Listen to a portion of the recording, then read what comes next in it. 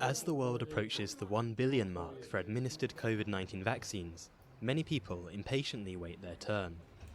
But here in Senegal, it all can be done in a few minutes. It's very easy. You come, you make your appointment, you take your ticket, get your vaccine. It's very quick and it's very good. 2 vaccines are available here, China's Sinopharm and Anglo-Swedish AstraZeneca. But there is a less happy reason for the ease.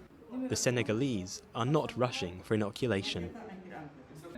Amid widespread vaccine skepticism, authorities had to adapt the plan. At the beginning, when we started vaccinations, the target was just the medical staff. Later on, we included people over 65 years old with comorbidities. Then there were people over 65 years old without comorbidities. And currently, we're vaccinating all people over 20 years old. Infection and death rates have steadily dropped in recent weeks in Senegal, and lockdown measures have been lifted after protests in March. But public uptake stays low. If the priority targets don't show up and there is a high demand from elsewhere as well, we vaccinate them. So that's what we're doing. In any case, the priorities remain the priorities, but if they don't show up or we risk wasting doses, we vaccinate the other targets. Senegal wants to avoid losing vaccines at all costs, but it's already too late in Malawi. Thousands of doses will be destroyed after they expired because of low turnout. These 16,000 doses will be incinerated, and we'll try and make that public as well so people know that these doses have indeed been destroyed. Only 300,000 people have received the jab in Malawi since rollout started in March. The target was 11 million.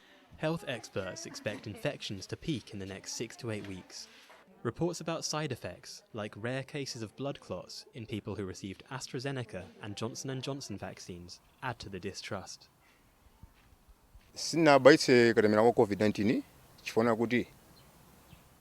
I have not received a COVID vaccine yet because I hear that people who receive it experience blood clots, while others are dying and some are becoming impotent. So I'm afraid to get it now.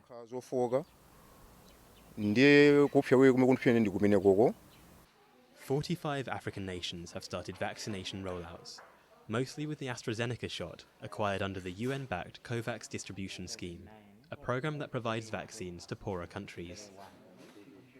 Health authorities hope to vaccinate at least 20% of Africa's 1 billion people by the end of the year.